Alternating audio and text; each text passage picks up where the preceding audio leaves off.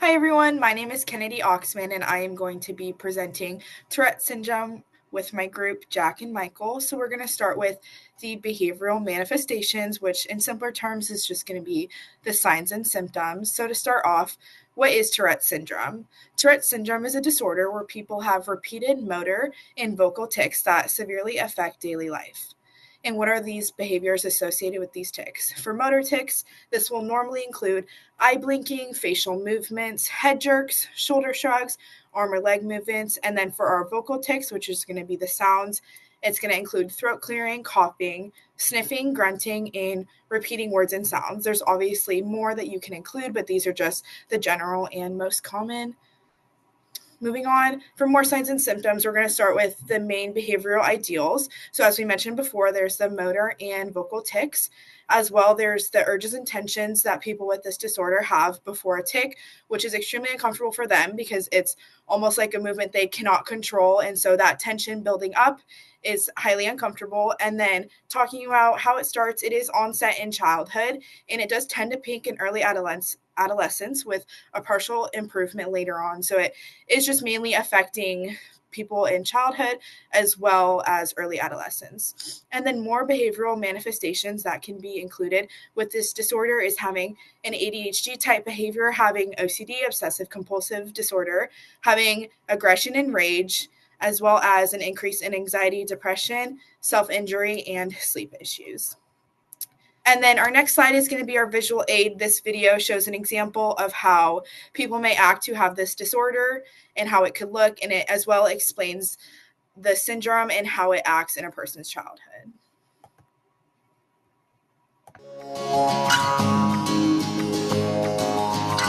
Lee Health pediatric neurologist Dr. Guillermo Phillips says tics are common in kids. About 1 in every 5 kids may have tics during childhood age. And then a subset of those children are going to have chronic tics, and probably about 0.5% of kids end up having Tourette syndrome. Tourette's is defined by having multiple motor or vocal tics occurring frequently before the age of 18 and lasting longer than a year. It could be blinking, it could be rolling your eyes, it can be making facial grimaces, head movements, neck movements, other body movements, hand movements. They can be simple or complex. If you see that your child has tics, take note of what they're doing. Does it seem to bother the child? And does it seem like there's anything that might be triggering or affecting them? And touch base with your pediatrician. People with Tourette's often have coexisting disorders. These include attention deficit hyperactivity disorder, obsessive compulsive disorder, mood disorders. Assessing for those and controlling for those and addressing those can often help the tics. The tics can be triggered by stress. The severity can be thought of on a spectrum from mild to severe. While there's no cure, habit reversal training is possible. And that's where a therapist teaches the child to recognize the tics and then to produce a movement that would essentially replace the tic. Tics usually peak from age 7 to 12 and decline as the child ages. However, some will have tics into adulthood. For Lee Health, I'm Devin Turk. Now for the neural and genetic basis for Tourette's. One of the main brain systems that seems to be affected in Tourette syndrome is something we call the CSTC loop. You can think of this as a circuit that runs from the frontal lobes, where we plan and control our actions, down into the deeper motor areas of the brain and back up again. A key part of this loop is the striatum, which is part of the basal ganglia. You can think of the striatum as kind of like a filter that helps block unwanted movements and only lets the important ones go through. In people with Tourette's, this filter doesn't seem to work as well as it should. The circuit is more overactive and less inhibited, so extra motor commands can tend to slip through the gate. They come out as sudden movements and sounds that we call tics. Functional MRI studies also back this up. When people with Tourette syndrome are asked to prepare and then stop movements, they show different activity patterns in the prefrontal cortex and basal ganglia compared to people without Tourette's, which supports the idea that this movement control circuit isn't inhibiting actions the way that it should. On the genetic side, recent studies have found that Tourette's is polygenic. This means that there isn't just one Tourette gene. Instead, there are most likely many common genetic variants that each contribute a tiny amount of risk. People who carried more of these risk variant genes also had higher polygenic risk scores, and those higher scores were linked to more severe tics. These Tourette-related genes also tend to be more active in the frontal and striatal brain regions, which are the same areas involved in movement and self-control that we talked about in the CSTC circuit from the previous slide. That connects the genetic findings directly to the brain circuits that seem to misfire in Tourette's.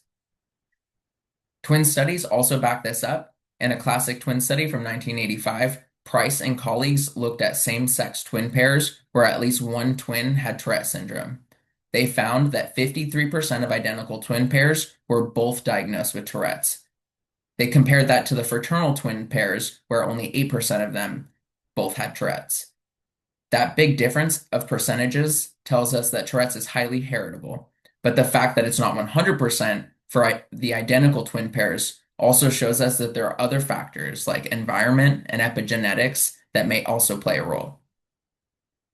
All right, let's start with the developmental course of Tourette syndrome. Most people begin showing symptoms between ages 4 and 6. The first signs are usually simple motor tics like blinking, shrugging, or small facial movements.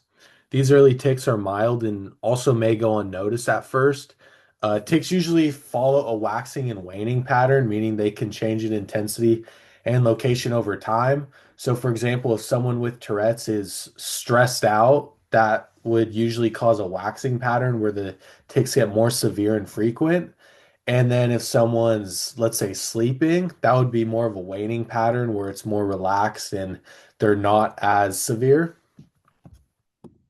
And so tics usually peak around ages 10 to 12.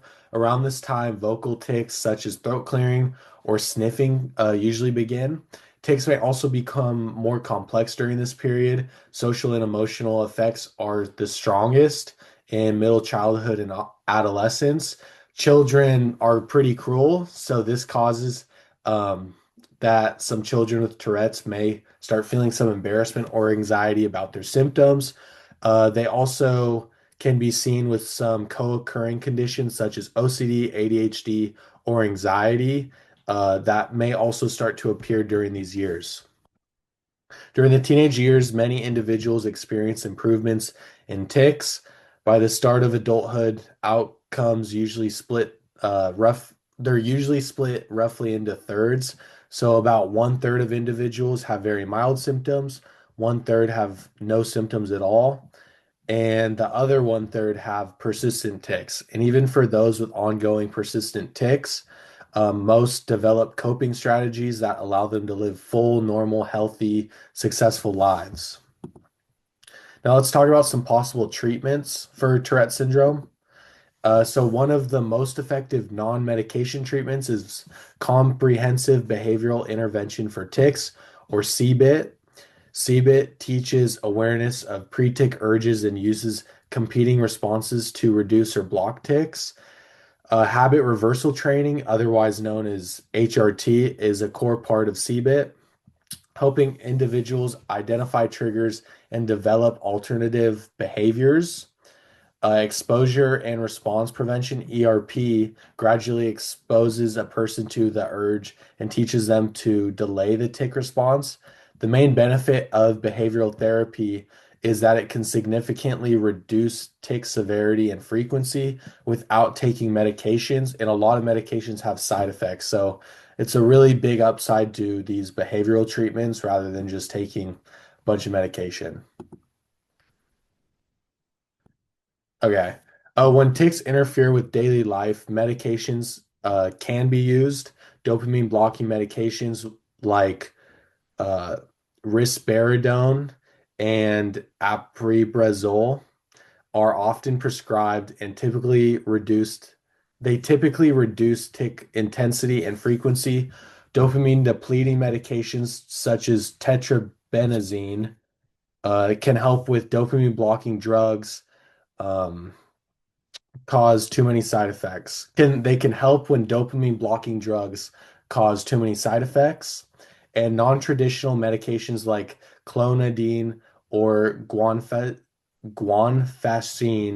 are often used for milder tics in younger patients and may help with co-occurring ADHD or anxiety. Side effects vary and can include fatigue, weight gain, irritability, or even movement issues. And medication is not the first step unless tics are super severe because of these side effects.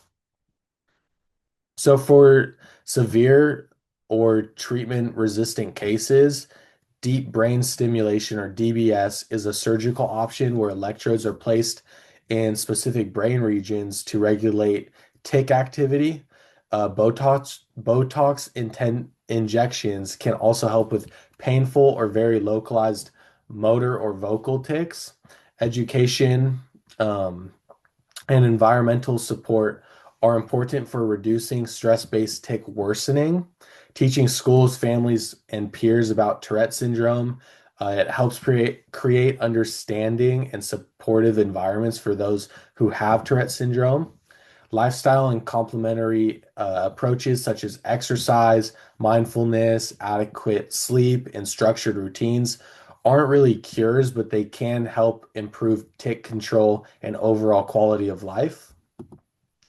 And so overall, Tourette syndrome follows a predictable developmental course, and there are several effective treatment options: behavioral therapy, medications, advanced interventions, and supportive strategies that all work together to help individuals manage their symptoms and live full, healthy lives. Thank you.